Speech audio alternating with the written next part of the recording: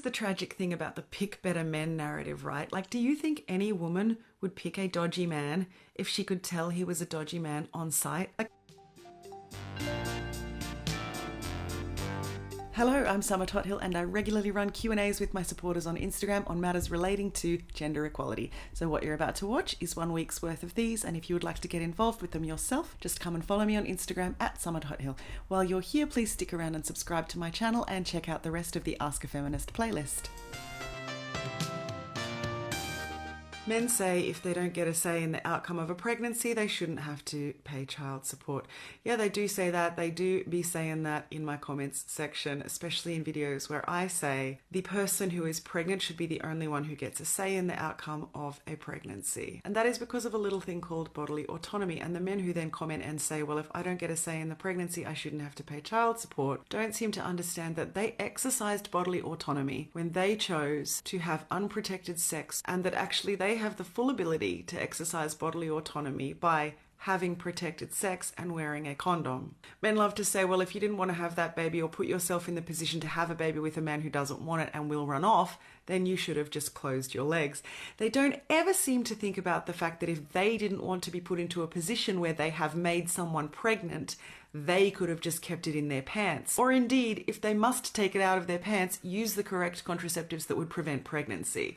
When two people have sex that can lead to a conception, they are both taking the responsibility that if a child results from that, they will both have to pay for it. And if men want it to be easier to end an unwanted pregnancy, they need to get out there and fight hard for women's reproductive freedoms and for the restoration of the kinds of reproductive rights that have been stripped violently away from women in the USA over the last couple of years. If men don't want to end up in a situation where they caused a pregnancy that they don't want, they have that power.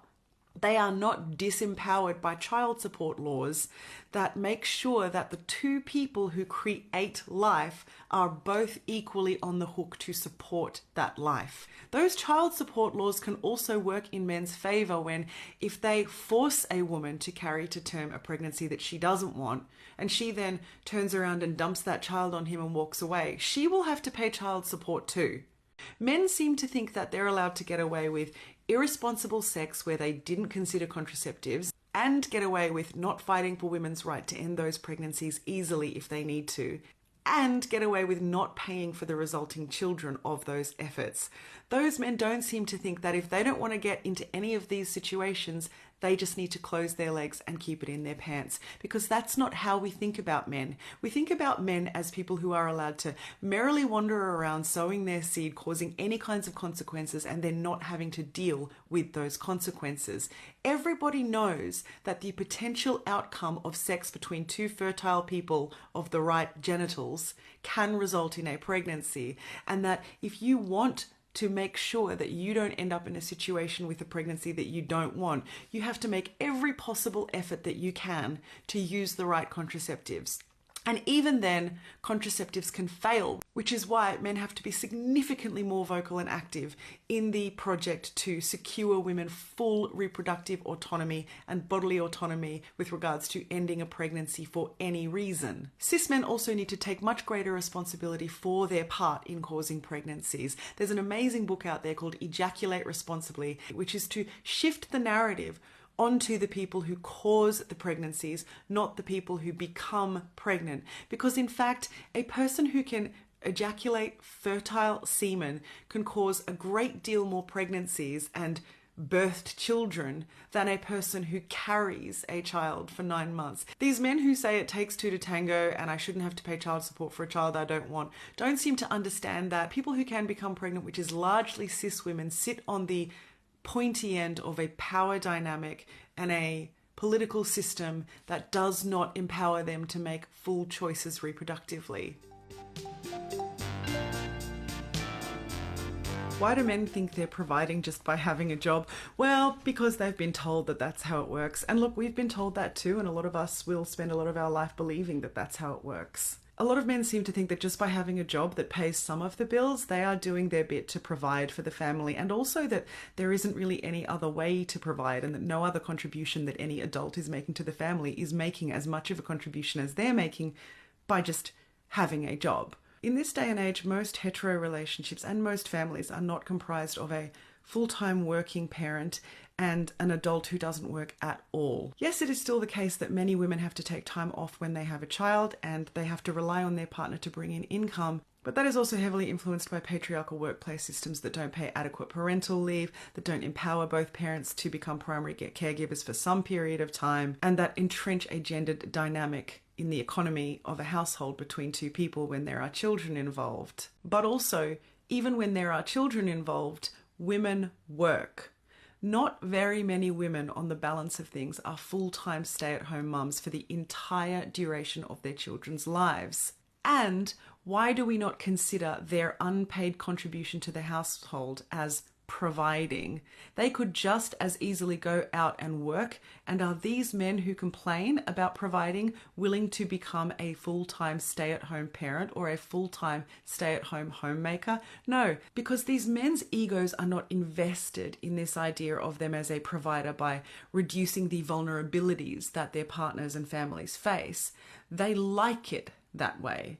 They like that having a non-earning partner puts her in an extraordinarily vulnerable position. They like that they have the power in the family. They like that they can hold the income that they earn as a cudgel over the head of their family for decision-making purposes and to get their own way. These same men are uncomfortable with the idea of a female spouse or partner who earns more than them. So they complain about having to provide, but they wouldn't want it any other way because that would make them vulnerable. And in any case, money is not the only way that you can provide for your family. There are so many ways men can provide for and protect women, and I honestly almost don't want to get started on it because I feel like I could write a whole book about it.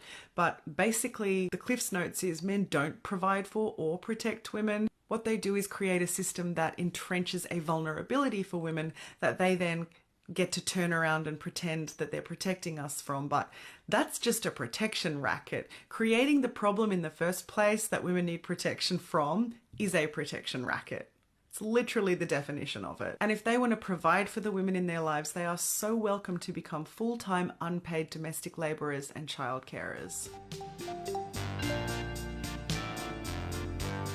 How am I supposed to pick better men when my abuser was nice for years first? This is the tragic thing about the pick better men narrative, right? Like, do you think any woman would pick a dodgy man if she could tell he was a dodgy man on sight? Like, yes, we like to joke about how we ignore red flags because they just look like flags through rose-colored glasses. Women are by and large out here trying to avoid bad men, but bad men are very good at concealing the fact that they are bad men because bad men know that they are bad and they know that their intentions are bad. So you get a lot of tragic stories like women who knew a man for several years before he showed his abusive side, because you can't show your abusive side when a woman can leave. You have to make sure that your victim is trapped before you do so.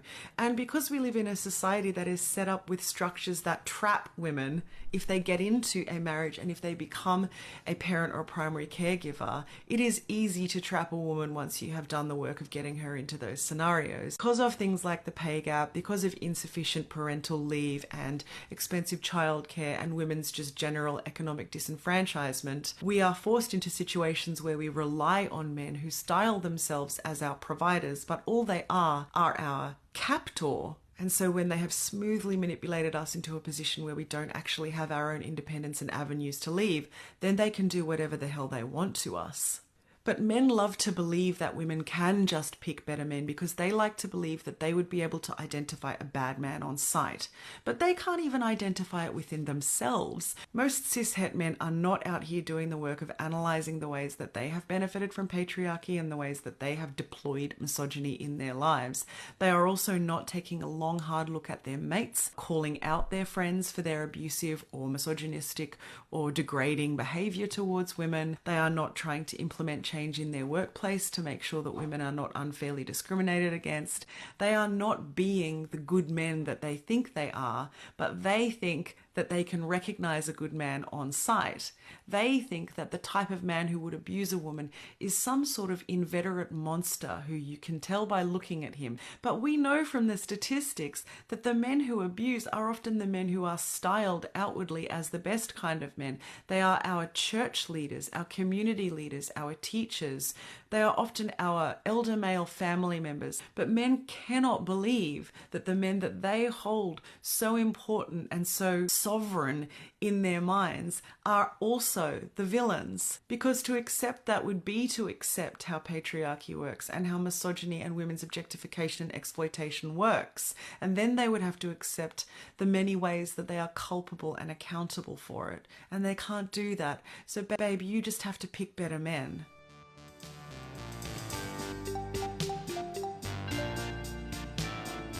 That's it for this Q&A. Thank you so much for listening. Find me on Instagram at summertothill. That's summer with an O, spelt the same way as you see in this YouTube channel. I can't wait to see you there.